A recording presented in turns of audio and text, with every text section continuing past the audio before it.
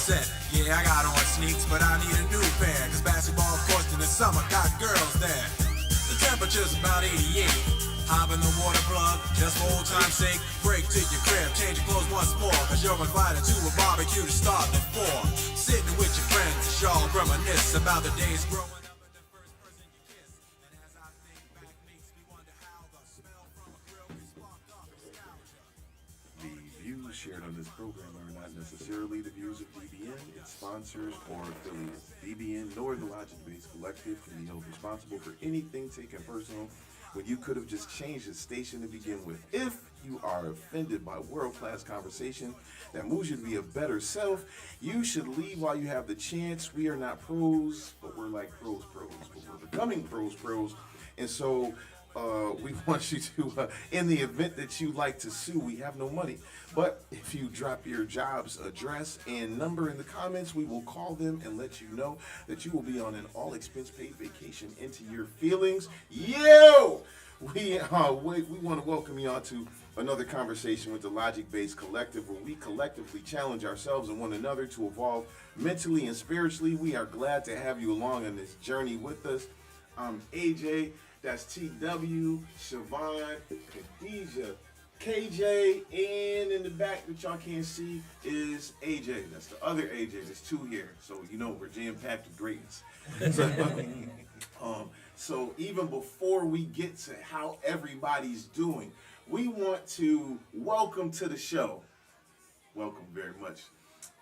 Khadijah Tuitt. Now, I got to tell you a little bit about Khadijah. She has her own mental health practice. This is Intuit Behavioral Health Services. It's their telehealth services, actually, and she is a psychiatric mental health nurse practitioner. She's a doctor, like a doctor, not like Dr. Strange. He used to be a doctor, but now he's into the mystic arts. She's an actual doctor. So she doesn't have superpowers, but she does have the gift of speech, and she's extremely smart. I want you guys to pay close attention because we're getting ready to help somebody. It is Mental Health Month. It's the month of May, and so we're doing our thing right now. And she's been working in healthcare for about 20 years. I know that you don't believe that because she looks younger than I do, and that's saying something because I'm 42. I'm not gonna say how old she is, but I get mistaken for late 20s all the time. Now, I don't know if those people are lying, but I'm going by what they're saying. I'm applying it to me, and then I'm applying it to her. So we're gonna start with Khadijah. How are you doing today? We just want to know how are you feeling? How are you? I know you're glad to be here and all that. But how are you doing? I'm fabulous at 46. I ain't mad. 46. Yeah. You're not lying. Healing looks good, y'all. There we go. Healing looks good. Right on brand. Okay, how you doing? Oh, I'm good, man. Everything's good. All right, AJ, what's up? Oh, I'm charged up. I'm ready to go. It's the favorite day of the week right here. Let's go. All right, TW. Oh, things are good, man. Mind, body, spirit. I'm in a good place. Family's good. I'm good. I'm blessed. That's what's up, bro. Siobhan. I'm pretty good coming off of Mother's Day, just reflecting yesterday on who I got in my life and just feeling extremely blessed to be where I'm at.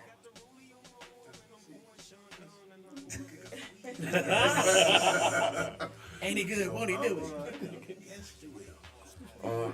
I'm doing all right. I'm lying. So, not really doing well. Definitely received some information I'm gonna have to ponder on after. But in perspective, in a life perspective, mentally I'm in a good place. Spiritually I'm in a great place. And so overall I really can't complain. I'm glad to be here. This is Mental Health Month. This really is it's a subject that means a lot to me. I would hope that more, because our show is, you know what I'm saying, like is geared toward men, although we welcome any audience.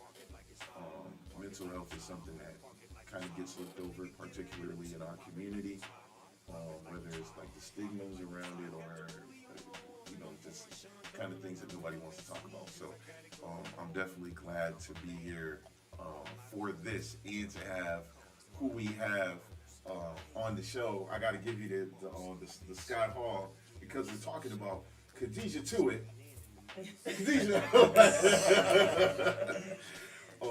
So we kind of wanted to be able to talk a little bit about mental health, which is it's a broad spectrum. There's a lot of things that we could talk about, but I wanted to maybe start where we were talking off air about how a lot of us as men, and I don't even think this is restricted to a race or or a nationality. Think we're told to not show our emotions for so long, and when we become adults, a lot of us don't.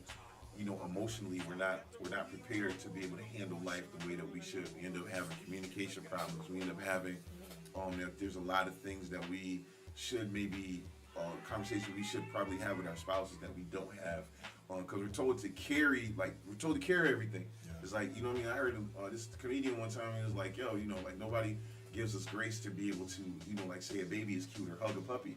And so, we have to, so it's like you just cram everything down inside of you until you have a heart attack at 45 and then you die like a self-respecting man.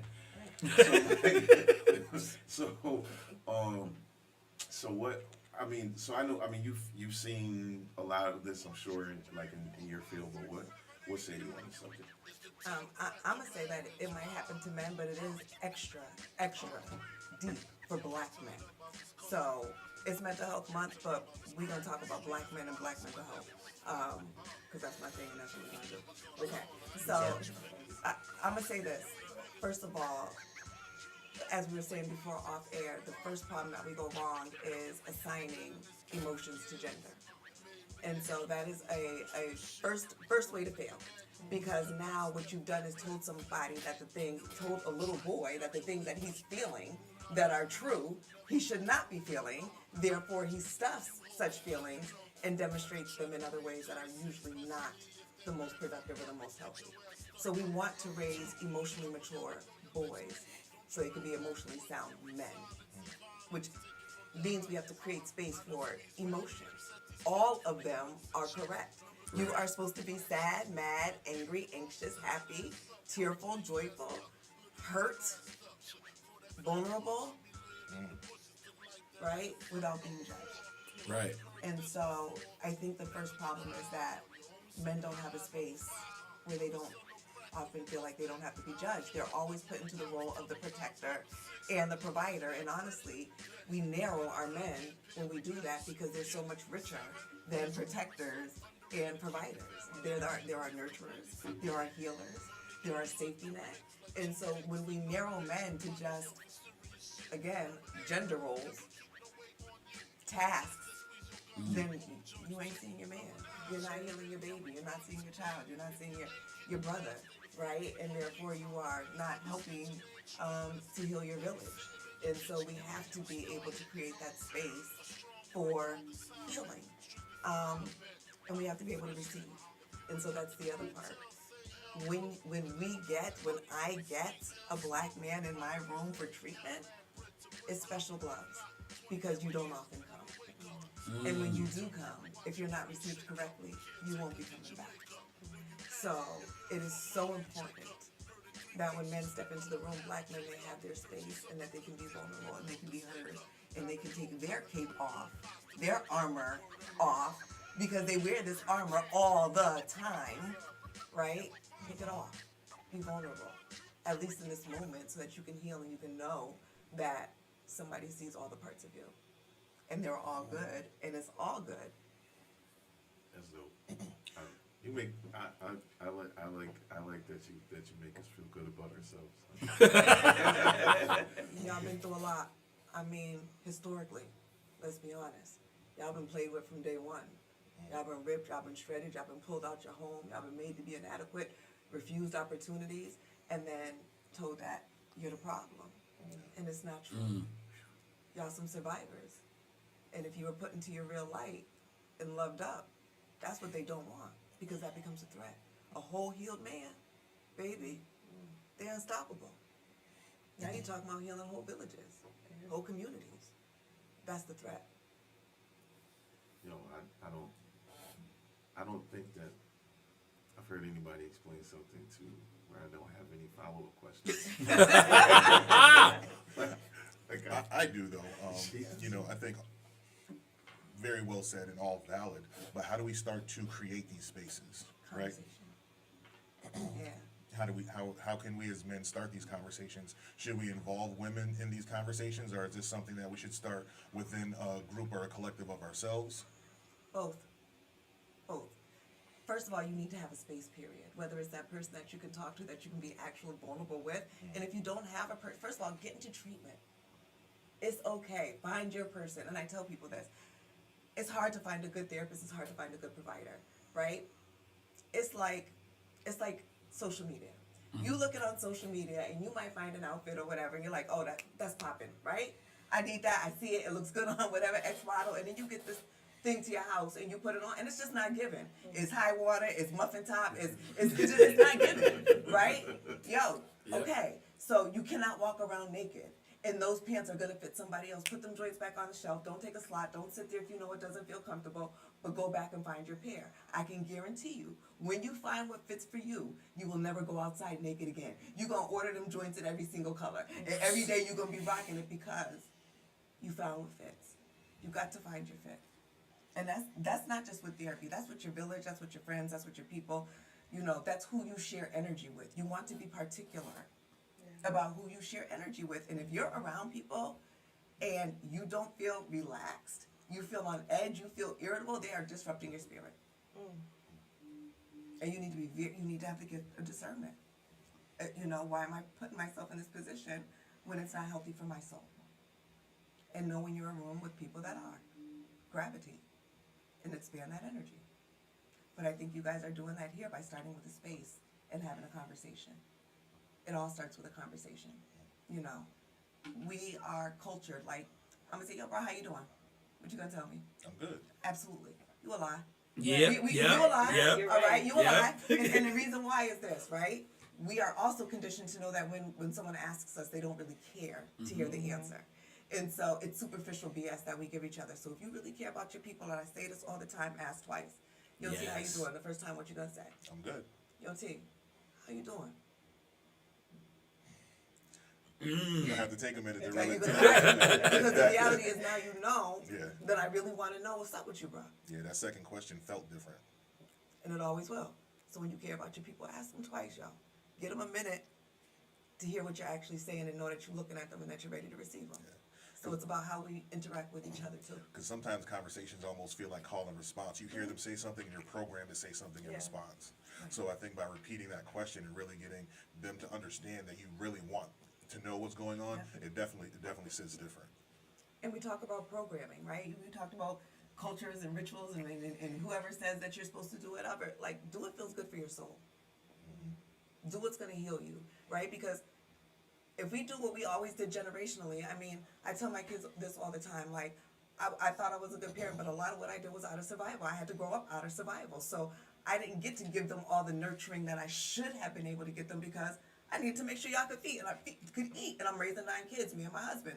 So all the tender talks sometimes couldn't occur because we parenting out of survival. But we're also generational cycle breakers. So I can look at my kids and say, y'all don't gotta survive like that. So be in tune with your feelings. Go get help. So when you have your children and they start to show emotions, you can recognize it right away and sit down on the floor and have those conversations because we are no longer in survival mode. That's the generational healing. It's not overnight. We didn't get here overnight. Right. It's not gonna change tomorrow. You know what I mean? But change can occur. You heal one family member. You have one sick family member. Everybody in the house suffering. True. One person, everybody feels it. Oh, so-and-so on it. Oh, man, they're home. They're not home. And where my stuff? Like, everybody feels that in their system. Right. When that one person heals, nobody else in the household feels it. They leave their home, they'll heal. They feel good. They give good into the world. They don't have that stress. People they encounter now feel good. It's a domino effect in the good, right? Don't let people fool you about what you see on TV. There's an equal amount of good happening in this world, Absolutely. okay? They just don't want to show it because why would they want you to know that we're so dope and so powerful and doing all this amazing stuff? Because why? this is a business. All right? Okay? So, I need you to look at it the way I want you to see it. correct. Because I'm trying to sell you something. Television. Right. tells lies. So I kind of want to touch on what you just mentioned, Yeah. like how even in one household, one sick person can affect everyone. What do you do? I mean, so especially as being the mom, the woman of the house, or whatever, when you are effectively not trying to change the atmosphere and you are faking the funk, like what do you do? How do you manage that? So if you're the individual that's actually the problem, and you're just like, you mean like faking And it you till you want, make yeah, it. and you want to make sure that they're not feeling that. You don't want them to feel the effects of your energy. So I'm gonna tell you the truth. Energy is energy. If you faking it, they feeling it. And they're just learning how to fake it too. You do your babies no justice when you don't show them all of you.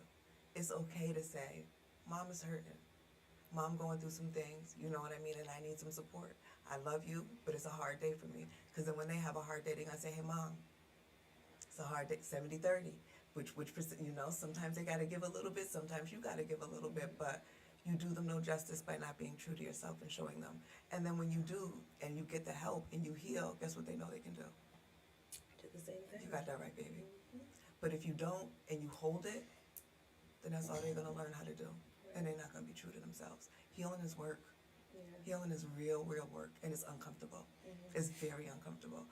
But we grow towards the sun. We stretch. We stretch. We don't break. Okay? So when you're watered and you're nurtured, you'll bloom. Okay. She's not making an argument to have a song.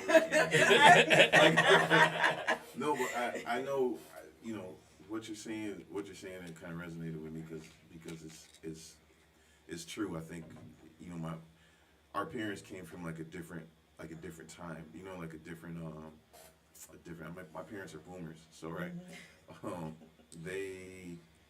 the way that I saw my dad is very different than the way that I see him now, because you know, like I never saw him get hurt.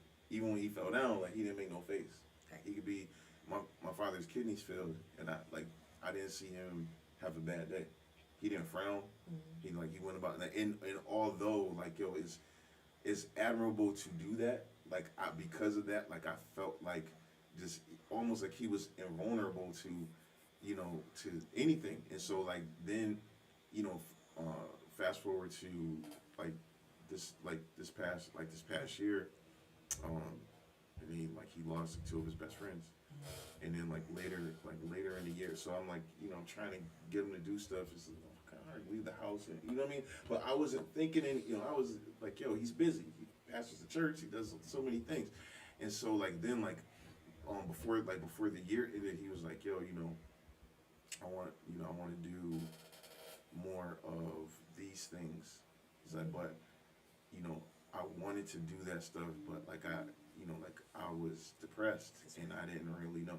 You know what I mean? Like, yo, it really kind of shook me to hear my dad tell me that. I didn't even really know how to react to him. It made me feel bad because I was not able to support him, and I didn't even know how, because it's like, how do you, you know what I mean? Like, yo, what do you do if Superman is bleeding?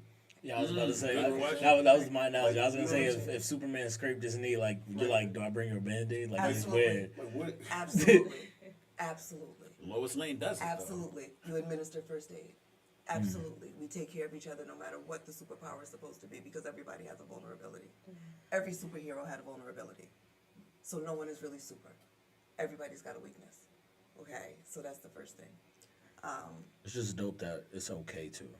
You know what I mean? Like I think that's the biggest thing generationally, is it just wasn't taught that it was okay Right. to have these emotions. Correct. So I mean, like when we're talking about like, you know, even like what we're growing to be, like I hate to say it, but your self-worth as a man, you're almost like giving yourself a sense of failure if you're not, if you're crying when you fall off your bike, because your dad never cried. So how can you be what you want to be if you're feeling pain? Or never cried in front of you. Of course, Right. 100%. Okay? But probably had many, many crying nights in the bathroom alone. Heaving. Okay? Silently into something.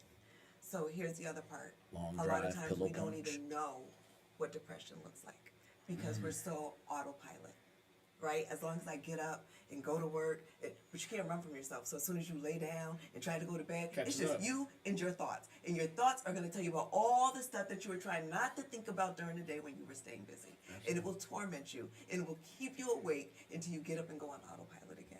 And we don't talk about what that looks like. It's the irritability. It's the I don't want to go hang out with anybody. I'd Right. rather just sit here. I don't have the desire, right? I'm frustrated. I'm tired. My eating is all over the place. Sometimes I ain't got no appetite. Sometimes I'm eating myself sick, right? And I can't figure out why I can't just regulate myself.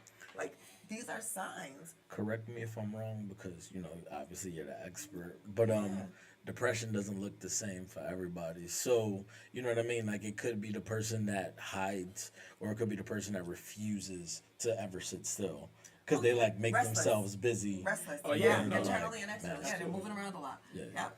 Or the opposite. They're slumped. Right. They're like, dang, man, you ain't gonna do nothing. You should been sitting here all day. Like, get out. Like, what's wrong with you? Right. Right. You straight. You You good. good? Right. Yeah, no, homie, it's not good. Right. Okay? That's what it goes Oh, down. it's not good. All right. And then here's the other part. Medication. All right. I'm a prescriber. Okay. And I think that for black people as a whole, we discredit a lot. That I ain't doing that. I ain't taking them people meds. That ain't for me. I ain't, I don't trust them folks. They try. Okay, and then we suffer in silence even longer. We are quick to say things are not for us. And I'm going to use golf. I use golf as a big example. I'm like, y'all golf? Like, I don't golf. That ain't for me. I don't go to no golf club. So you don't know if you golf or not. You just ain't been to no club. Right. So somebody's told you what you do or don't like, and you believed it without even having an experience of your own. Ain't that something? Country music. And, ooh, baby, and I love it. It's deep. It's deep. It goes so deep for your soul.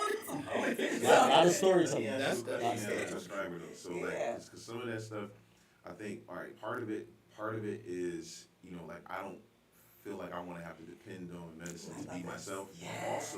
Okay. Also, before you, because that's a super that I really need to know about that. But Yeah. before I go there,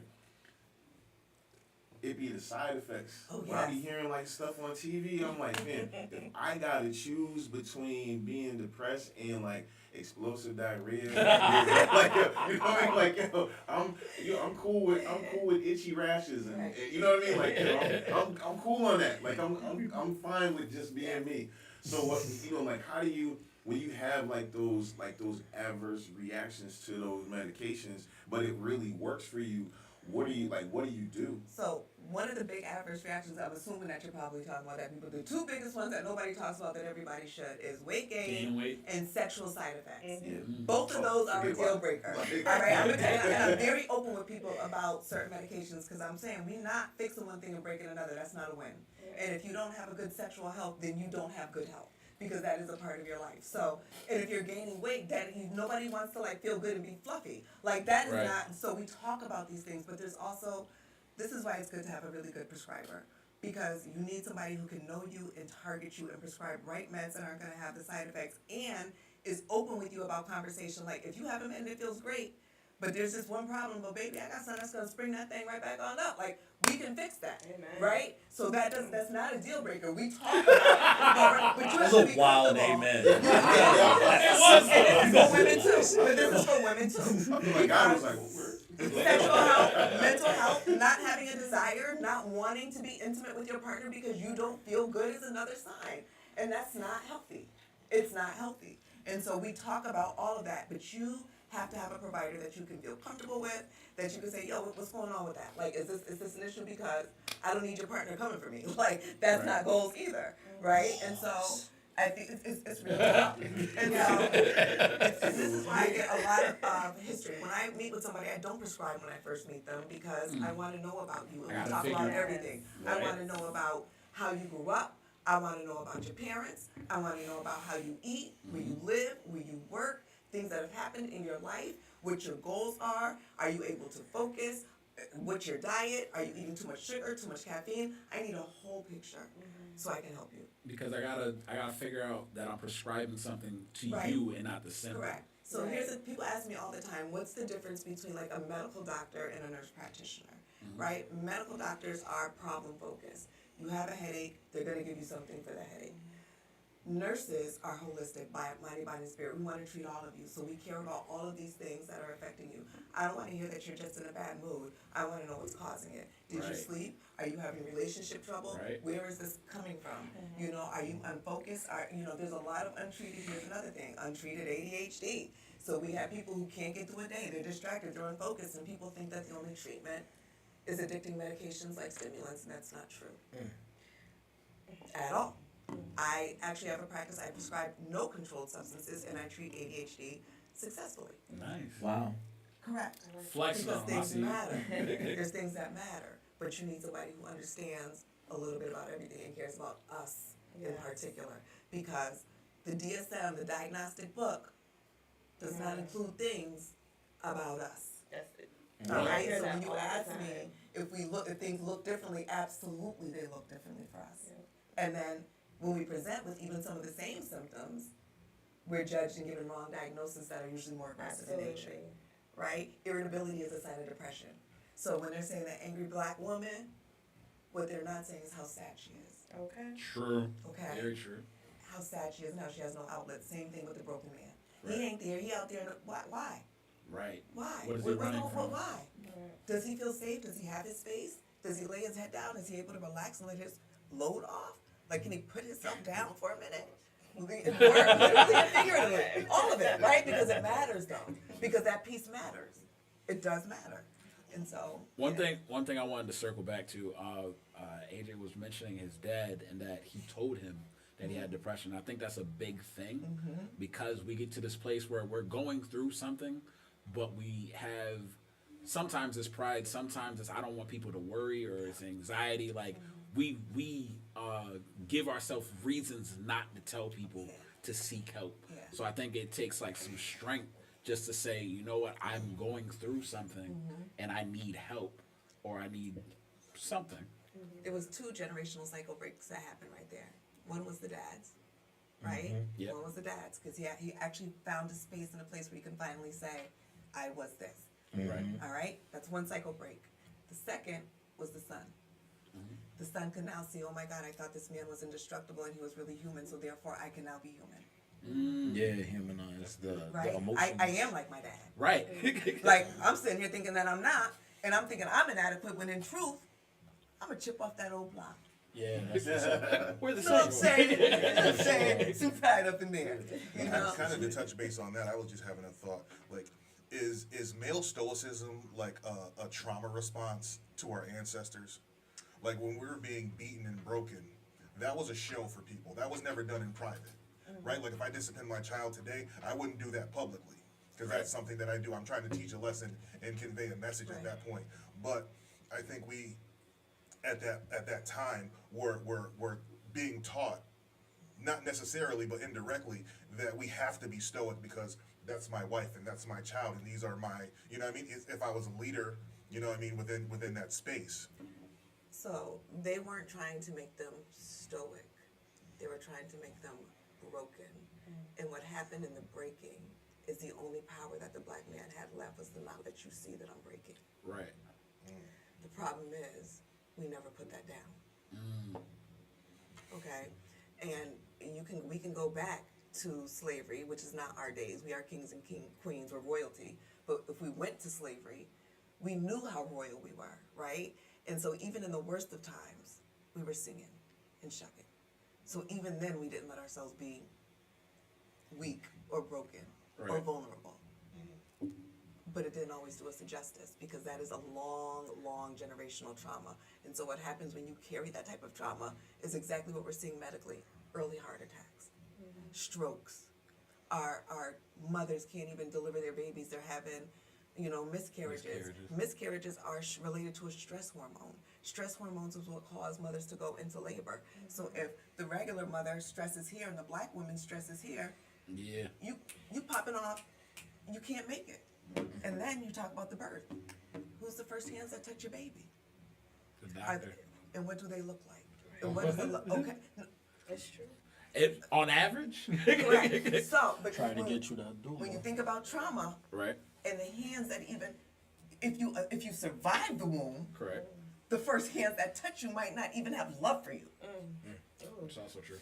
And so It's born and bred in our DNA, but I say this too. The same way trauma comes in the DNA, healing reverses trauma in the DNA. Okay? So it's not a one-way track. This is not one way. So the same way trauma has negative effects, healing has real positive effects too. There's benefits to it. And you said something about medication, of not wanting to be dependent. I don't want anybody dependent. I tell people this, sometimes medication is for a reason in a season. Okay? Sometimes the lead suit is just too heavy, and even if you want to do the work in therapy, it's too hard because you're feeling so heavy that you can't apply the knowledge that is being spewed at you every single visit, right? You just can't. And so sometimes you need something to lift the cloud to do the work. And I tell people this, you feel great, life's changed, you're doing well, let's see how it is, all right? You're on this dose, we don't gotta just stop it, let's drop it a little bit. Meet in a couple weeks, one or two things are gonna happen. You can be like, Doc T, I feel great. I can't tell we did nothing, whoop the whoop, we go down again. Or you can be like, yo, I was here while I was anxious. I was like, yo, this the old person come back. I don't like this. My family looking at me. Everybody looking like, yo, take your meds. Right. I'm going to just stay on it because I was cool. My life was good and nobody knew but me and my business. Right? And we take it step by step like that. So it's personal and it's individual. There is no blanket. Everybody's experience is their own. Everybody's treatment is different, right? But there's a lot of treatment out there. There's a lot of science out there. So people do not have to be struggling through, Right. feeling all janky and can't get through your life when you can have some relief. I think probably because the biggest, I'm sorry, well, like a lot of particular, well, you know what, maybe KJ too, I was gonna say, Terrell and I, because of the field that we work in, like we see a lot of individuals and the medications that they take, and we notice the things, like the side effects that it has on them. You can notice like their personality, and you're going from, being, maybe somebody can be like just overbearing, you're like all over the place and like kind of in your face, maybe even wanting to fight until, like to now they're very subdued, Yeah. they're drooling, they're Unacceptable. staring off into space. Unacceptable. You know what I mean? Like, and so Unacceptable. I think but because that's what we see. Right. That, you know what I mean? Like, Yeah, that's because, what we so, think it is. Inpatient world, right? I worked inpatient psychiatry for she was my partner. You know what I'm saying? We worked inpatient psychiatry for a very, very long time. So there's acute stabilization. All right? Acute stabilization means if you are so bad that you are unsafe in the community to yourself or somebody else, we're going to rapidly titrate you, subdue you enough, send you to outpatient, and have them tweak it enough to get you functional again. Inpatient psychiatry works very different. Outpatient does not work like that. And so early intervention matters. Don't wait till you're at a place where you don't have control of your life and somebody's locking you behind doors because you didn't get the treatment when you had choice. Right. Right? Yeah. Don't get to the point where you don't have choice or you're so dysregulated that you might not make it to that system. You can hope to get to the psychiatric system. They got a whole nother one that they are fully funding, waiting to line you up in. Okay? And when they give you those drugs, trust me, you going to bed. That's a fact. So be proactive in your life. Make sure you get some treatment so that people can feel better. So when we speak of a lack of being proactive, good little quick history lesson I would try to ask you. Like, could you tell us a little bit about just the minority community and the transition of the stigma that, like he said with his dad, and like generationally against mental health, or like maybe you have the unstable family member that's tucked away in some bedroom Right. in the house, like we all seen on Soul Yeah. Food or whatever, We all got like one. to now. I mean, we've done a lot of work as a culture completely over generations for us to even have people that look like us to be able to help us. Yeah. So could you give us a little bit of backstory on how that change came about? Yeah, first of all, we have every right not to trust anything in the system. Period and point blank. We have been the guinea pigs. We have been used. We have every right to have a healthy dose of I don't trust. Okay? So this is what I tell people. We need to infiltrate every system that is out there, no matter what it is. Absolutely. All right? And so if you don't see us in there, then we are at risk and we are at danger. And so we need to be everywhere. And if you're not there and you see a system and you don't want to be there, then you need to create your own. Because the truth of the matter is, if we don't have people to receive us, we're going to be in trouble. And so trust is a big thing. There's a right not to trust, and there's not enough of us. I think Black nurse practitioners with their doctorate degree might be in psychiatry 1 to 2% of the population. So it's like a straight unicorn, right? Like there's just not enough. And so I was also the president of Leadership Matters. So this is also the other part. What you guys are doing mattered, right? I was the president of the Western Mass Black Nurses Association. This puts me in a role to now educate, to show them what the gimmick is. Like, y'all, I was a man, let me show you the questions. Let me show you when you go get a job, right? And they give you the rate. Pause them right there, right? This is how we build up our community. Ask them what the minimum, medium, and maximum rate is, and how they decide who fits in what bucket. Y'all not gonna play with me. Right. All right? And that's You right. gotta know your stuff. You gotta know the questions to ask, because I tell people, you're going there because they need you, so you get a right to interview them. Right. All right? Ask them, what's your overtime looking like? All right? If most of your staff is doing overtime, you need to pay me, because that means I'm going to be spending more time with you folks than at home. And so my starting rate is no longer the starting rate that we were going to talk about, because you are not staff, which tells me I'm going to be doing a lot more work than what's on this application. Absolutely. So you're going to pay me for it. Or Right? So it's learning how to barter for yourself. This is how we break the curses. I've been in Zoom meetings where I heard somebody saying that they were about to underbid. Turn that thing off. Don't you do that? Yeah. Start here. They're playing with you. We have to look out for each other. We have to be our own underground railroad with everything that we do. Right. There is no don't tell, don't share, don't do. We do ourselves an injustice. I'm telling everything. Absolutely. What you want to know. Pay rate, I'm talking Big Mike, because that's the only way we're going to get better is not by playing ourselves. Right? What- By thinking we can't talk about the things that we need to talk about in any capacity, but infiltration is what we need to do. so that's how they play us against each other. Because what happens is I give somebody else. I know what the rate is, right? As the business owner, Yeah. I know how much I want to pay so and so. Yeah. So, but I got people I like, people I don't like. So I give rate, and I'm like, all right, cool. The person that I like, I'm gonna give him maybe a little bit above what I actually want to give him, so I can give the rest of them less than what I want to give them. And what happens is the hope is that you don't tell each other what you're getting paid, Right. because if you don't tell each other, you'll never know. And And I can do it in every day. Every time I hire somebody else, I do it again. That's a Because you don't know. very, very old trick. That's divide Absolutely. and conquer. I mean, that goes all the way back to the house Negro versus the field. Like, Absolutely. You know what I mean? Right. But this is generational cycles. And it's still right? happening in 2023. Like, For it's, sure. if the old saying, if it's not broke, don't fix it. That's how they look at it. And I look at everything's broken. It is. Everything's broken. I'm like, as soon as somebody says this is how we always do it, I'm like, oh, my ancestors That's don't like the you. problem. No. Automatically, I got you. Like, no, that's not okay. But Like, that's also a sign that you have not innovated. That's a sign that you've never changed. Right. For you to be able to say I've always done it this way, that means you didn't look for a better way to do it. And that's where we are right now. We can no longer not do it a better way. We can no longer not get help. We can no longer say, I'm just gonna stuff it. And if you're in a relationship with your partner, start having real conversations. Like, you don't have to get so deep in the beginning, but like, yo, can we talk? Sometimes I feel like I need to be vulnerable, but I'm scared that you're not gonna be able to even see me or accept me, and that makes me feel like I have to hide parts of myself from you. Trust me, your woman don't want that. She don't want that. Not a good one. No. That was a great last part to add. Yeah, Not a good one. No, listen. I want to say. Okay, so like we all we talked about relationships before. That's kind of just what our age bracket does. So but we People are seeking relationships. So at one point I was married, and so I always kind of reflect on the things that that I could have been better at to be better moving forward. So when you're saying that you have to be able to have time and space to have those conversations, I feel like I got to a point where I was like, yo, I should have said this, I could have said that, but then because I'm always just looking at me.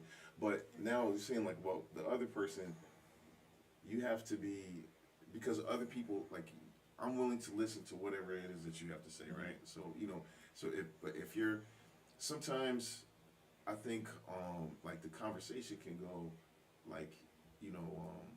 what's that saying? You can't one up the one upper.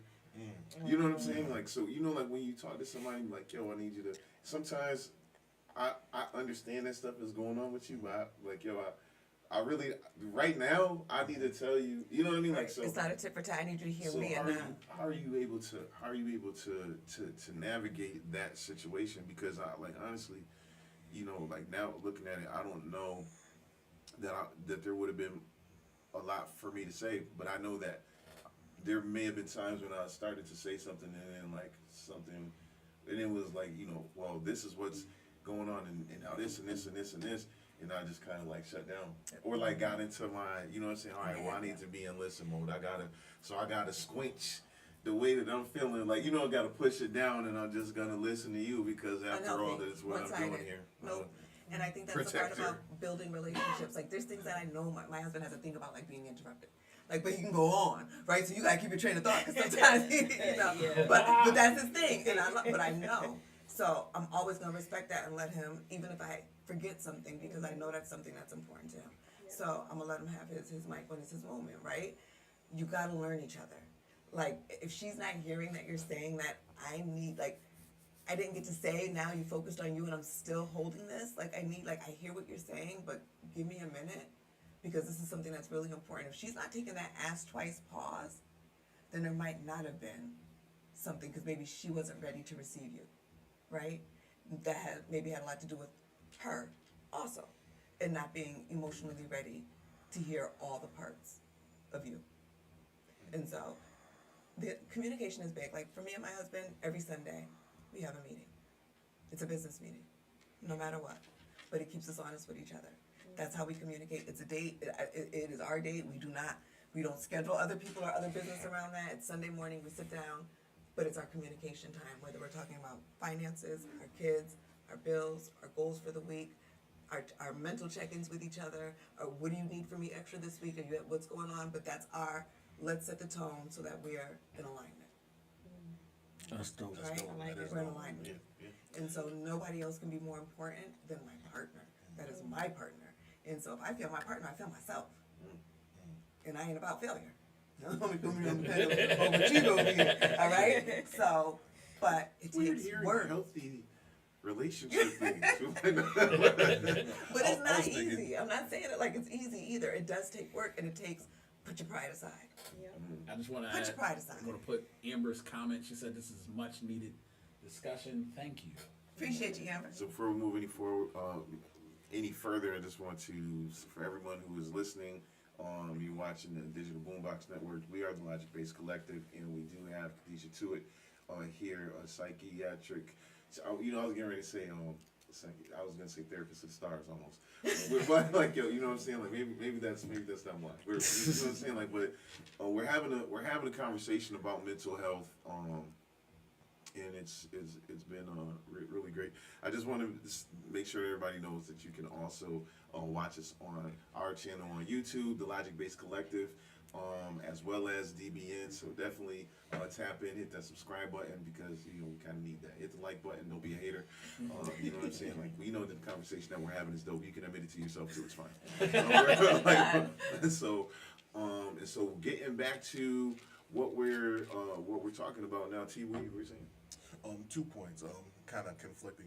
But in the last conversation, wouldn't that be seen as almost like a red flag if you're finding yourself in a space where you want to be vulnerable with someone, but you can't find the space to do that? Like, is that like an opportunity for you to kind of reflect for yourself if this is the person for you? If you're building into a relationship and you're trying to get to the place where I actually feel comfortable being vulnerable, which is typically difficult for us as men, and that person isn't allowing you that sort of a space. Is that something that we continue to communicate about and try and fix? Or is that like, I might need to find a way to exit because I feel like I want to, you know, be vulnerable with you, but you're not allowing me to do that, and that's how I want to be within my relationship.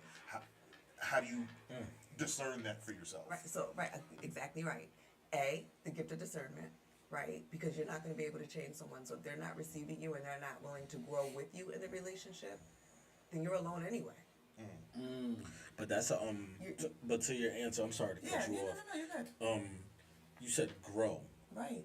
Now, I think that, you know, you have to decide how they're meeting your attempt at vulnerability, in my opinion. Right. Because the same thing you said about your dad. Remember you said, like, oh, my dad, I'd never seen him cry. Like, you know what I mean? It was a very new experience as an adult for you to see him show emotion. Now imagine the girl that you're with or the woman you're with feels the same exact way about her father. How does she welcome you with your emotions when you first bring them to her? So you can't just necessarily automatically assume this woman is dismissive. So this is also the part about knowing the person that you're with, knowing her people, knowing her village, knowing how they communicate, love, and heal up on each other, right? You gotta know who you're with. Like, you can't just be like, oh, I'm gonna get with this person who's had X, Y, and Z amount of trauma, and I think they're gonna be whole and ready to see me and all my stuff. Like, no. So you also have to know your partner. Like, is this person healed? Are they even on a healing journey? Are they in a stuck space? Are they, well, this is the way I've always been? Or I've been through some things and I want to be better. Yeah, I think Like, those are two different okay, things. okay, so this is what I'm saying. So the gift of discernment and knowing when there's a flag on the field. If somebody's not ready to go, are you going to stay stuck for another 10 years waiting when they may never grow? And so be careful with your, this is what I said, your energy. Be careful with your energy. Know who feeds your soul. Know who soothes you. You're going to know when you're in a space with somebody where you're already feeling defensive. Like, if you feel like every time you want to have a real conversation, you're on defense already, communication is not there. Like, you got to get back to some basics because you can't even express yourself to your partner. How are you guys going to go out together and handle the world if you're not in alignment and you're not respecting energy and vulnerabilities and strengths, right? Like, it's a balance. We're whole people, not linear. I'm just wondering because I hear you saying all those things, and where does previous trauma play into that? A lot. Because we are our experiences, right? And so there's a lot of people with trauma that have, you know, we see it all the time. I'm either going to be the exact opposite or I'm going to fall in suit, right? And so we're all growing. And so how have you healed from your trauma, or how are you healing? Do you talk about your trauma? Do you talk about your experiences? And in what way are you talking about them? Like, I can say I've been through a lot of things, but I can also say I am grateful for all those traumas because it built me who I am, because I've healed from that, right? So you have to be in a space where you know, is this person growing and healing, or are they stuck and comfortable and just saying, well, accept me as I am, even though you're not healthy in the way that you are. I don't know if that answered it. No, it did. It did. Can I ask you a question? Like, so you saying, because that just reminded me of that. I know this art, you know, this generation gets a lot of wisdom from memes. So we, like, you know, so you know that, like, that saying, like, you know, if you can't take me at my worst, you don't deserve me at my best. Do you feel like that is a statement to continue to be who you are instead of trying to grow and just telling somebody like, oh, look, if you can't do this, and you know. I think everything is earned. You have to put some deposits into my account before you can make some withdrawals emotionally. Like, you have to have been filling me up with something for me to keep giving something in return. You know, you can't get, you know, blood from a stone, water from a dry well. You have to make sure that you are watering your fruits before you pick them off the tree. You know what I'm saying? So you have to give into it. You can't just, Yeah. you know what I mean? Yeah, You pour in. Okay. You pour in. If you've lived your life in survival mode or with trauma as a major component of your life, and you recognize it, but you don't know how to change it, what would be like first steps of, like, after recognition, understanding that you need to change, but growing up in a way that you don't know how to change because you've never seen it, you've never experienced it, you know it's not what you want. Like, what are the first steps you can take to try and heal yourself? The first step is exactly what you said, is acknowledging. I acknowledge that something is broken and it's beyond me to repair on my own. Okay? And then you go get some treatment. Because treatment, so what happens with a lot of people is coping skills. You have like a fanny pack. That's what you've had all your life, a little fanny pack. You keep rotating them same 3-4 things that you did when you get stressed out, and then when that's done, it's like, oh, child, I done did all I could do, right? That's it, you're done, right? I've tried nothing. Right? I tried it all. I'm done. So here's the part about therapy. They build on your fanny pack. So your fanny pack turns into a little satchel. Then all of a sudden you got a little rolling suitcase with you. Then eventually you got a full luggage case, right? But here's the good thing that happens. You're gonna see somebody and you're like, oh my God, they only got a fanny pack. Here we go. And you're gonna throw them a satchel. And they're gonna be a little bit better. And then they're gonna go get some help, right? Because you got so much luggage now. You can It's give up. nothing, It right. ain't nothing. It ain't Don't nothing worry to about share. Correct. That's what healing looks like. You got a coping skills. That's just like a little fanny pack, little pooch. Can't do much with that. Question. Right? Oh, Yeah. ooh, I got you. Go ahead. I'll go after. Okay, so let's say your analogy of the luggage, right? Now, if a person is in treatment actively and they've like developed this whole luggage set Yeah. of like tools to be able to use going forward in life, how often do you as the professional see people that are looking for people that have their own luggage set as opposed to thinking like, oh nah, she only got the fanny pack, I can't rock with her. There's Like, yeah. I would imagine, because like, once people they've spent all this time, that's another internet thing. I spent so much time doing this work, I So- can't let someone ruin it. Heal people don't walk around saying they heal people. Like that's like saying I'm grown. 100, Grown people don't right? walk Grown around. people don't do that. Grown speak for itself. So when you hear me, That's what I wanted you to. Go ahead. so if you're saying like I'm not doing this because I did all this work, don't nobody want that energy. You're bad energy. That's negative energy. You You're keep probably you still keep healing. all your work, right? Like Yeah. because you're already giving off not healing. Right. Right? You're already giving off that energy. So a healed person is not gonna come off BS like that. judgmental. Yeah, nah, a healed person is gonna recognize broken like, baby, I've been there. Let me pull you up.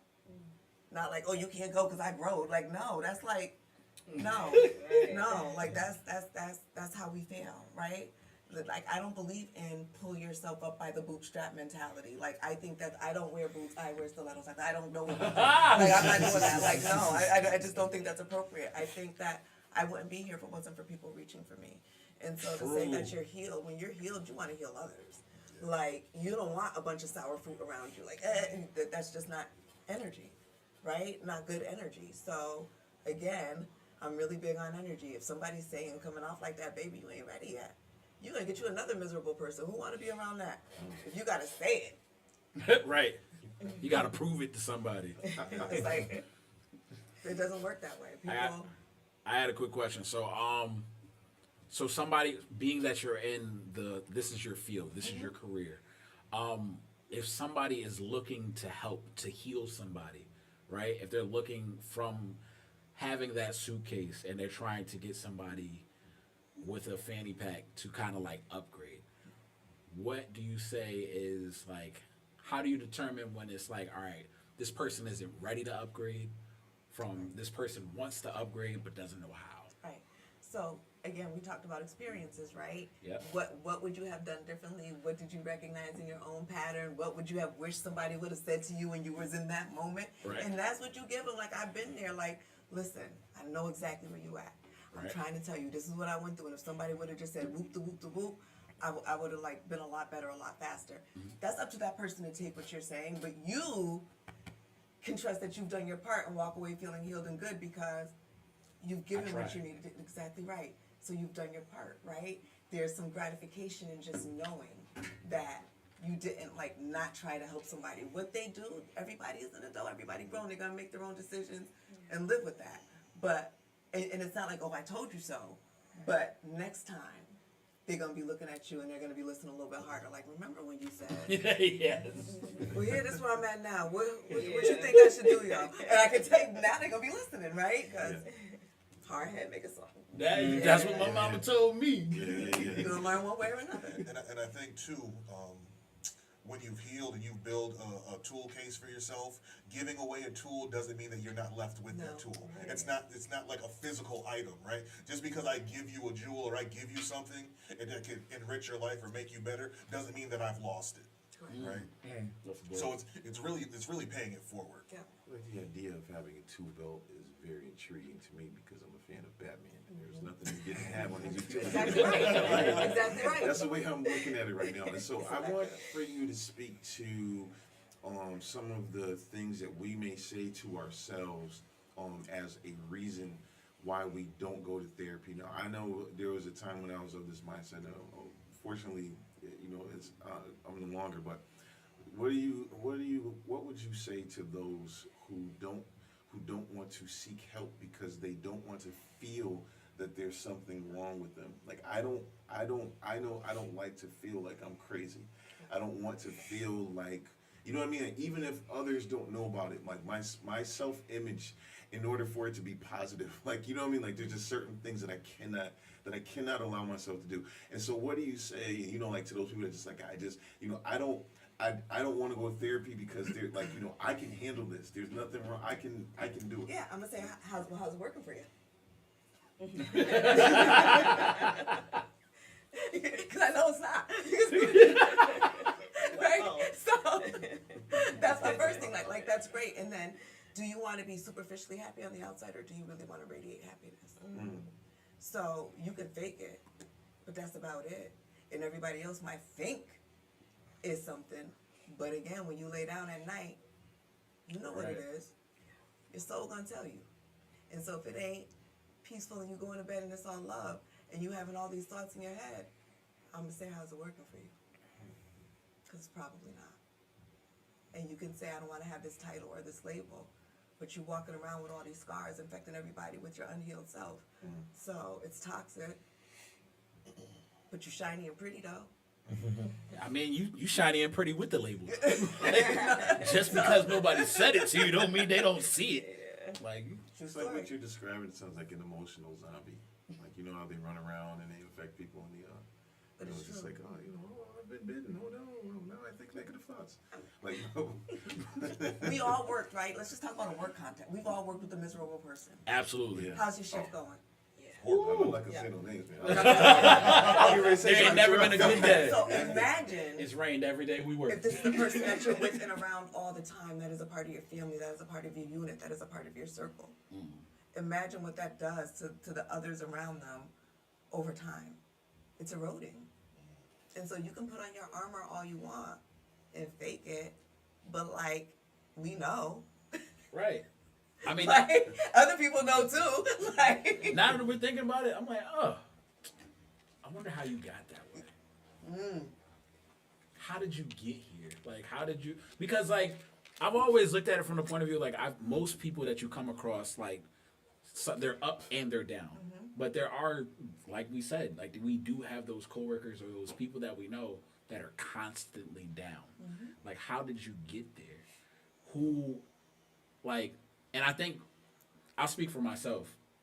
I haven't always been that apt to find out, like to give you that lifeboat or that life, Right. like that life raft, because to you you're drowning. Well, I've asked and I've been trying. Like you always try to give them an encouraging word or something. Like, yo, it's all right. It's gonna be better. Like it looks up, but for them, it doesn't. I don't think I ever actually dove deep into that. So like, thinking unhealed about it is now. unhealed. Right. Is that your job? I was about to say, because like sometimes It's, right. They're unhealed is unhealed. You're not gonna be able to do nothing with that in the shift. Like, Oh no. I was about to say. Plus, I mean, like, yeah, no disrespect to like my luggage set, but it's like, what if I still don't have the tools to tell you, like, you know what I mean? And you start unloading what you're going through, like, you know what I mean? And I'm not like even trained. Like the most That's I not can right. suggest is like, that's not you your might job. exactly. That's Like, what I'm that's saying. not your job. Your job is to be healed and to make sure that the people that are around in your circle are getting the best of you so that they can be healed. Right. So your job is not to heal the person over there who got so much stuff going on. Like, you can give them a little bit and, give them some support, but that's not your job. Your job is in your immediate. Right. And that's how we break the generational. So it's in your day-to-day actions, it's in your character, it's how you carry yourself, it's how you present in front of other people, it's what people say when you're in and outside of the room. Like, those are the ways that we break the curses. Like your name, right? You should not have $1 in your pocket, but people know you and you can go anywhere because they're gonna look out for you because you're good people. Right. Right? So you gotta break it generationally by like doing that work in your own circles, in your own network. That's how we all get bigger luggage. Like, that's how we all grow emotionally. And spending some time with our babies. Like, don't wait until your baby is big. Like I said, your kids know you as mom and dad. Do they know you as Khadijah? Do they know you? Like, this is why we have such a hard time, because there's this false sense of like, oh, you're mom, and then there's nothing else. No, let me tell you about mom and who I am, what I've been through, and let me give you a little bit of my story so you can understand. And let me tell you that I'm vulnerable. You know, I tell Micah, you don't come home and you don't call, you triggering me. I got my own trauma, right? I need you to hear that you disrupted me, and like this don't feel good to my soul. So having these conversations help them to be better, more astute, more alert, more good people in their own community. So it's not overnight. It's not like I'm gonna sit down and have this conversation and somebody's life is all of a sudden they're gonna be walking away like I got this, you know. It's not gonna work like that. Gotcha. This is a slow, gratifying process. You know, it's work. It's inner work. And then when you feel healed, you want to see it in others. When you see your own kids, you're like, oh, nope, see them signs. Nope, come here, let me talk to you. It's more tenderness, right? Like, oh, my father wasn't a hugger. I'm hugging. Oh, like, yeah. you know what I'm saying? Right. It's just knowing, it's knowing the differences. Right. You know what you would have needed as a child that would have made you feel better. We all had those conversations with our younger self that was like, man, I just wish during that time somebody would have just been like, oh, man, like, right? We had those conversations that happen for real. I like how you gave it an anchor. So you said like when you're having conversations with your children, like not just being okay with just being mom, but showing them who you are, like who Khadijah was, like what you went through. Because I think when they have that story, it's easier for them to relate because one of their friends could be living that same life. And now they know how to handle them because their mother is, or their father. Yeah. Yep. And they just see things, you know, differently. And then, Right. then they bring their people around like, no, my kids, I think you should talk to my mom. I don't know how many times No, I that's think dope. you need to talk to my mom. Like, I don't know That's what's wrong, but I think you should talk to my mom. I like that. You know? But that's how the healing starts. I had a question for you, and I'm not sure if it would apply directly to you or maybe someone in the field that one of your colleagues or something like that. But how is it if you are empathetic when people bring all their trauma to you in your job? Yeah. So I'm very good at compartmentalizing, right? So I'm going to be empathetic, but I learned a lot working in inpatient. So one of the valuable lessons that I learned in inpatient was that I get to go home. And leave I them get to there. leave. They've lost choice. So that means I still have choice. So I have to choose to be healthy when I go home. I have to choose not to bring, you know, all the trauma with me. So for me, it's mental. I literally, when I see a patient, I have a big steel cabinet, right? And it's got all sorts of locks on it. So when I start my day, I unlock the cabinet, and then when you open it up, it's a bunch of small cabinets, and they have locks. And each one of those small cabinets is a patient. And so when I take them out, I open them, and it's all about them. And I take care of them, and I pour myself, and they get everything that they need from me, and then I put them back, and they go back, and I lock them. And I pull my next one out. Because if I take that to the next one, they get an injustice, right? And if I take any of them home, Right. then my family gets an injustice. Right. So my goal is to protect them and myself from vicarious trauma. So I think that's a lesson for anyone that's an empath. Yeah. Like, because I mean, like, you know, when you are a good listening ear, you have a level head, you may not have the degree that you have, but you know, your friends seek you out as like, oh yeah, like, you know, this guy has solid advice, or he can listen to me, and it's like, I like the way that you frame that. That's cool. And again, protect your energy. I keep saying this. Like, I'm not going to be drained, right? So you have to, this is how I protect my energy. And I know who feeds my energy. So when I'm done working, I need to be around people that calm my soul, that make me feel safe, that make me feel at peace, where I can take off my armor and put my stuff down and be like, ooh, child, it's just Deej today. Like, you know, I've been down all day. That's it. I just want to be Deej for a little bit. Like, you know? And so, but we all need that space to be able to let it go and put it down. That's a big amen for me. For sure. We're taking it all in. Pause.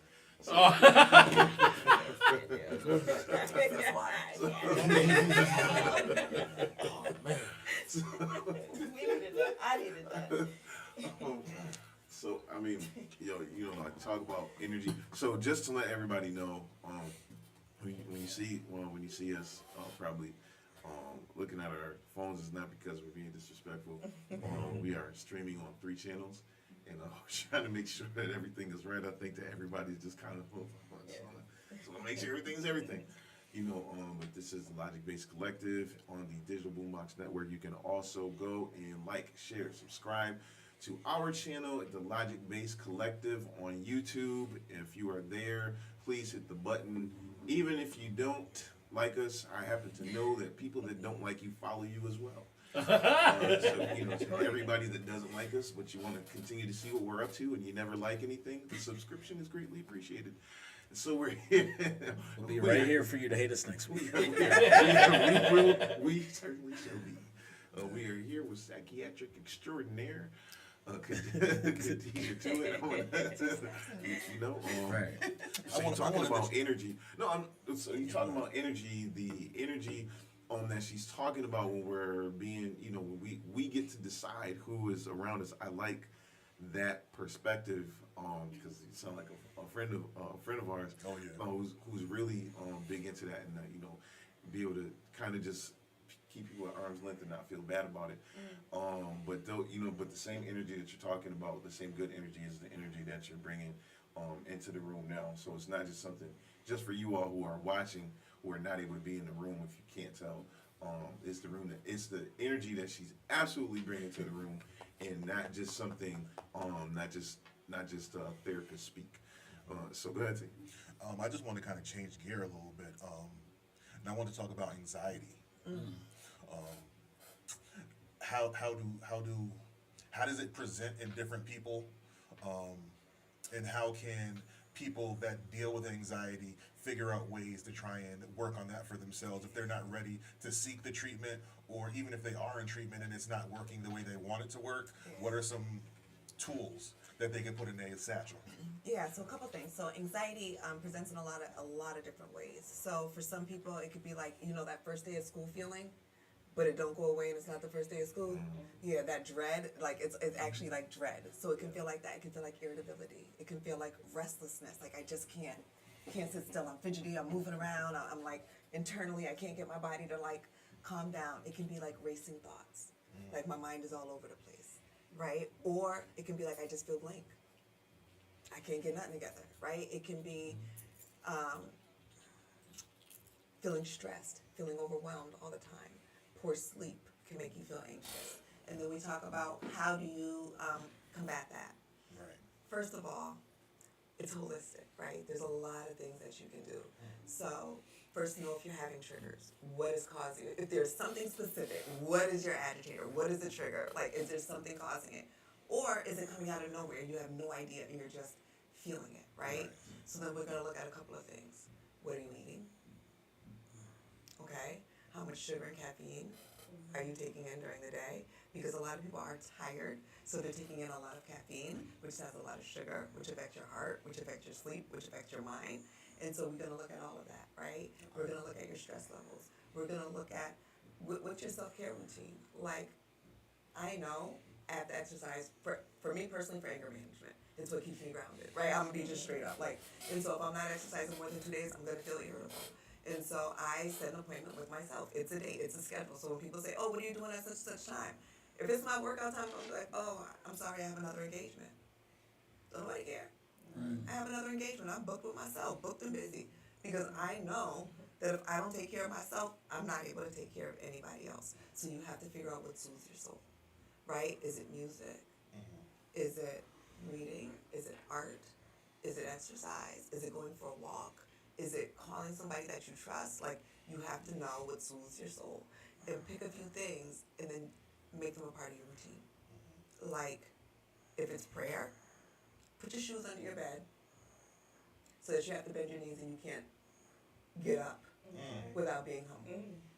Make it into your routine. Make it work, right? Make it work. What makes you feel good so that you don't skip the things that are a part of you that are going to keep you at your best. Know thyself. And if it's not working, come and get some help. Because sometimes, like I said, medication is for a reason and a season. And I'm going to tell you right now, if you were a diabetic and you were eating right and your sugar was still uncontrolled, nobody would say anything that if you had to take meds. If you had hypertension and you had high blood pressure and it was genetic and it's completely out of your control, which a lot of mental illnesses are, right? And you're just happen to be predisposed, you're doing all the right things, nobody would judge you if it was any other medical condition. But because it's mental health and I can't give you, like, put you through a machine and give you a fancy number, like, oh my God, what you're saying is really true. You feel like crap. Like, I know you do, right? So, like, you're telling me enough to say, give yourself some credit and get some treatment. Low and slow, right? Get you a good provider. Because, first of all, if you're taking any medications, there's rules. And I'm going to tell people they don't know this. Informed consent is really important. You cannot consent to a medication if someone has not gone over FDA approved and off-label uses, what the dosing is for the medication, what the side effects are, what the risks and benefits are, and what the other treatment options are. I think that's important. And so oftentimes we don't know the questions to ask. And so we go to the doctor, we tell them something, they dictate to us, we go home, we take it, we hate it, we don't take it again. That's a fact. Because we don't even know what these feelings are, because nobody even told us, like, out Absolutely. straight up what you're going to feel. Like, hey, you might be a little sweaty in the beginning, your mouth might be dry. That stuff is going to go away in a couple of weeks. Don't worry about it. These are the things that I want to know about. Is your libido low? You know, are you feeling more irritable? Is it affecting your sleep? Then we might need to switch something up. Are you eating more? Are you eating too little? Then we might need to switch something up. Let's see. But this is why we have really good conversations, because you don't know what you don't know. Exactly. So like you said, I'm looking at all these side effects. I don't want this rash. Have you looked at the back of the Tylenol? You would think you could die of liver poisoning if you read that thing. Like, I'm not taking this. You're going to kill me. You're going to kill me. So, knowledge is power. And having somebody who is comfortable explaining it in a way, like, it does me no good to know it and not give it to people to heal. Like, it's stupid to do that. I got the information so I can share the information to give it to people so that they can make a choice about what feels good in their body and their lives, and we work together. If you don't love it, we don't take it.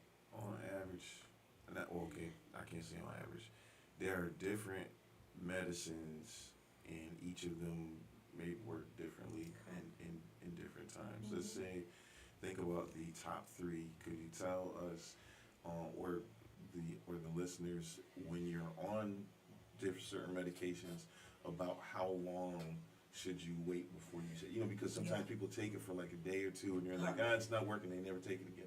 So like how long does it take to get into your system where it should be working if you're not seeing any bad side effects or whatever, Right. before you should go to your doctor and say, I don't think this, Right. So if you have to go to this is a weird question right here. If you have to go to your doctor and tell them, so that's annoying me. Okay, so here's the thing. If you are starting on a new medication, say it's an antidepressant. For some antidepressants, it can take a couple of weeks to start working. So for me, I start very low with people. So I'll tell them, I'm starting you on this low dose. It's not really therapeutic, but I want to make sure it feels good in your body and you're not having side effects. Because if you don't tolerate it, you're not going to take it. So I'm very straight up. You've been living in your body with however you've been feeling long enough so you can sit with this for a little while we get you on the right treatment that feels good in your body. So we go low and slow, right? And then I say, okay, we're starting this. It's not, see you next month, call me when you feel better.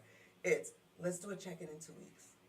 Just to see how you're doing, right? We might not change anything, but I want to know, are you tolerating it? Are you missing doses? Are you having bad side effects? Have other people noticed any change in your behavior? Right? Yeah. So we're going to just do an early check-in just to see how you're doing, and then we're going to give it another 2 weeks. And you're either going to be feeling better or partially better. But you already are going to know before we even started what the doses were because we talked about it. Mm-hmm. So you already know you got this window. So this is not new information, but we're going to go over it again. Remember I said it starts at 20, but I started you at 10, so it's not really therapeutic. But now we're going to go up to the lowest baby dose for an adult. Here you go. We're going to see how that goes. Give you a couple weeks, right? And then we go slow until we find your sweet spot, like your sleep number. Right? Gotcha. Now you're feeling good and you're thriving. Now I'm going to say, hey, give yourself a little bit of time. You've been feeling like real bad. Coast for a while. You feel good? Sit in that. Ride that, right? Feel good. 6 months, whatever. Then you come back, Dr. T, I don't know. My life is popping. I don't think I even need this. Because that's why people always say, I feel great. So I stopped it because I thought I was better. Yeah, and I'm like, that's what they do. So we talk about that front. If you feel great and you don't need it, don't just stop this on your own because you're going to regret it. We a team. We start off a team. We're going to finish a team. Right. All right? So that's when we say, let's just sprinkle down a little bit. One or two things are going to happen. And they always come back and tell me either it was real good or like, yo, let's not do that again, okay? So I realized So, that was not the that was not a good, and people will say this, so I think it really does work. I'm like, yeah, maybe it does. It does. Like, my wife wanted me to call you. Like, I bet you she did. She had your number Yeah, on yeah, speed yeah, yeah. dial. She was like, I think you need to call your doctor. You're the lady. Yo, I I be the lady. You said that you practiced for 20 years, right? I've been working in healthcare for 20 years. So I'll tell you Okay. this. So I started off in nursing school, right? And I was on my last semester, and I got arrested and kicked out of the nursing program, Okay. right? So they wouldn't let me go back to nursing. So then I went and got my degree as an occupational therapist assistant. Waited for the statute of limitations to run out, and then I went and got my LPN. Okay, LPN. Then I got my RN. Then I got my bachelor's, and then I got my doctorate. Gotcha. And so I've been working in healthcare for over 20 years, and I've worked in many different environments. So I worked inpatient psychiatry, I worked in outpatient rehab, I was a provider at our local shelter on Worthington Street, I did community nursing, and now I have my own practice. And so it's important, and I've done management, and so it's important for me to take all of those experiences and give the tea to my people. Like, I got all the Right. backdoor stuff. Like, I'm not holding this to my chest. Y'all can miss me with it. I'm telling everything. Right. I'm making sure. Oh, you got an interview? Let me. Who? Oh, where? Oh, let me see. Who do I? I'm telling it all. Stop playing with me. What did they tell you the numbers are? That was 2 years ago, baby. Let me see what no. Let me call around and see what's happening. We gonna do that because I need you to be well. Because once you're well, Right. your babies get better, your household get better, y'all thriving better, y'all going better. Like, yeah, it's contagious. Like, healing is contagious. You just keep wanting more of it, right? It's like, it feels good. Give me more. So, but we've been stuck a long time. So with that 20 years, so that brings us back to like 03, right? So in that span of time, like now we have like this whole like, you know, everyone's glued to their phones thing. And you know, we have the whole WebMD era Yep. where people come into you self-diagnosed. Oh, yeah. And I'd love to hear the take from a medical professional of people thinking that they figured out what's going on according to their cell phone and their Google search. So I think I might be a little bit more unconventional because I welcome people to research and bring stuff to me. So I'm the first person to tell you, like, I'm going to give you the medicine that I'm going to try. We ain't even ordering it today. Go do your Google, go ask your Reddit, come back with all your hot stories, and we're going to talk about it before we even prescribe. So we're going to get it all out there. I'm cool with people wanting to research and find out information about themselves because we don't give it to them. If we were teaching about mental health at all grade levels, so people knew what anxiety felt like in their body, knew what trauma felt like, knew what depression felt like, and we had actual educators that also knew what it looked like and knew how to help people who had those problems, we would be in a space where people didn't have to look on TikTok to get diagnosed, right? And so I welcome it. Tell me what you recognize on TikTok that you see in yourself. And then we're going to talk about it for real. Well, this baby ain't that, okay? So, but this right here looks more like this. Are you having these other things too? I'm like, oh my God, yes. Well, let's talk about these other things. And now, just tell me yes or no. Does this fit? I mean, that's customer service skills, though. But are we not here to deliver? No, that's what I'm saying. We should not be. First of all, we pay our coins Yeah. for bad providers. I'm walking out. You don't give me eye contact and you looking like funny money, I'm gonna sit there with the blank stare, and as soon as you start, I'm like, I'm all set, baby. You can't touch that. You couldn't even look at me. I get you. But if you don't know, you don't know, right? And we're used to not knowing, and we're used to going into spaces where people who are caring for us don't look like us. So we're already just like trying to prove that we're good enough to just be seen. Like, I'm a good person, just make sure that like treat me right. So that actually leads me to my next question. So, how do we go about finding? Because I know earlier you said you were the president, I believe. I was, yeah. Yes. So, being that you were the president, so you know people, you know the people that to talk to. Like, how do we find out, like, people like us that are doctors, nurse practitioners? How do we find, like, is there a way that we can find them? Yeah, actually there is. So one of the websites that I use, that I tell people to go to quite often, is Psychology Today. And the reason why is because you can filter.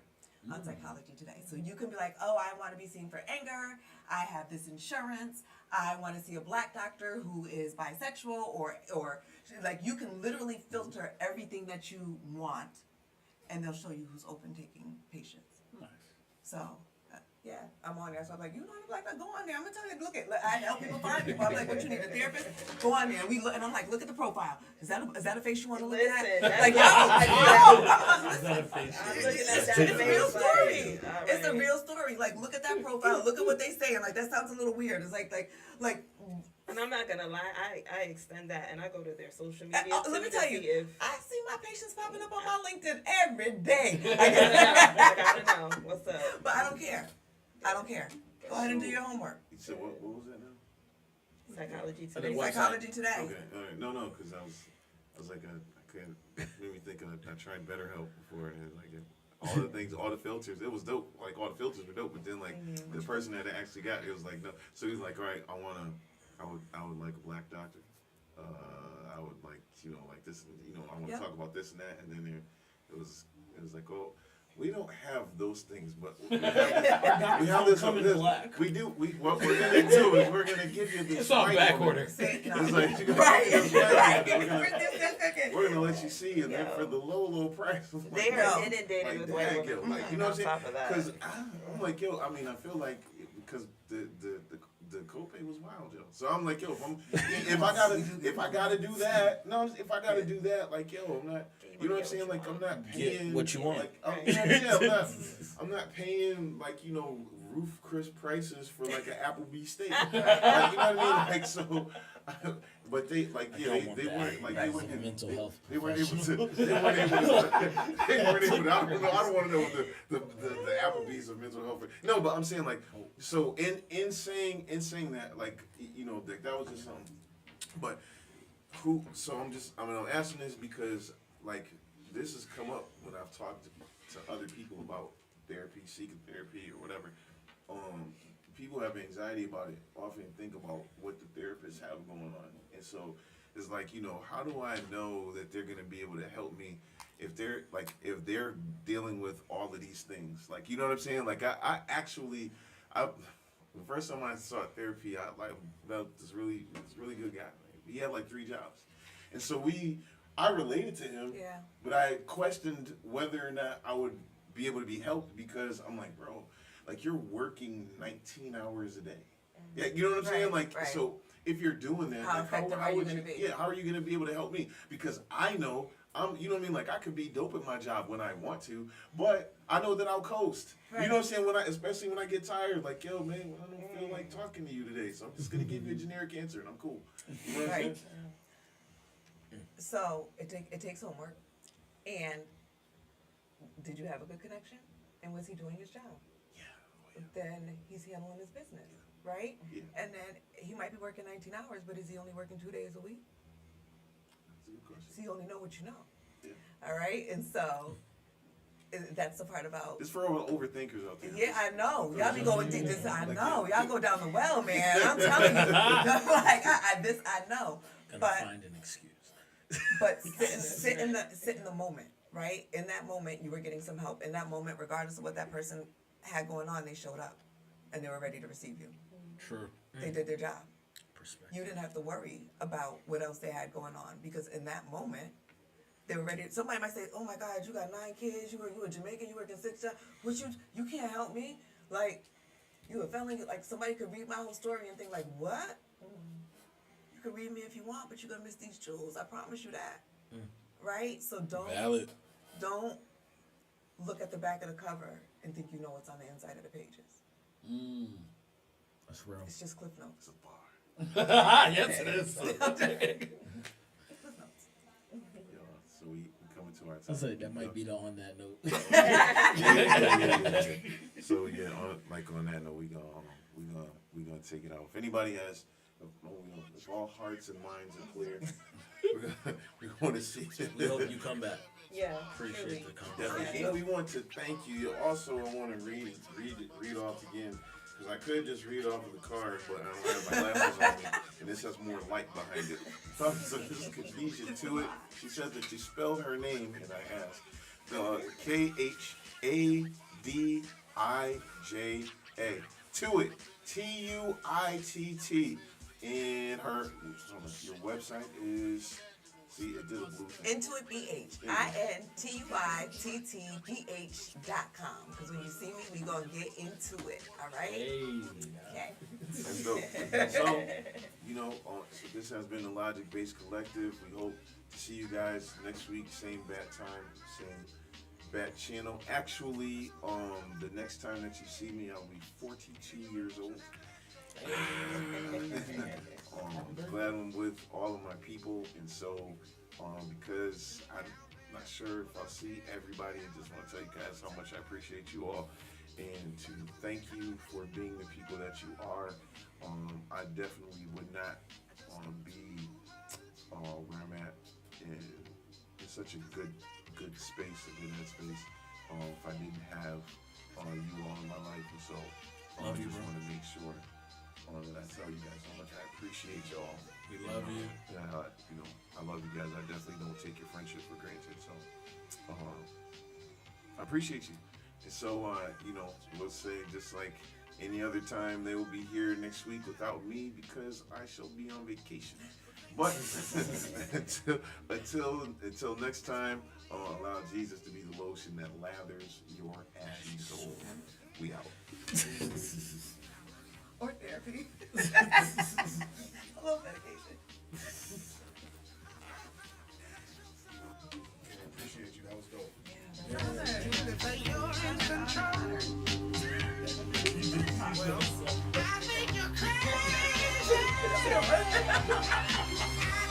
Yeah,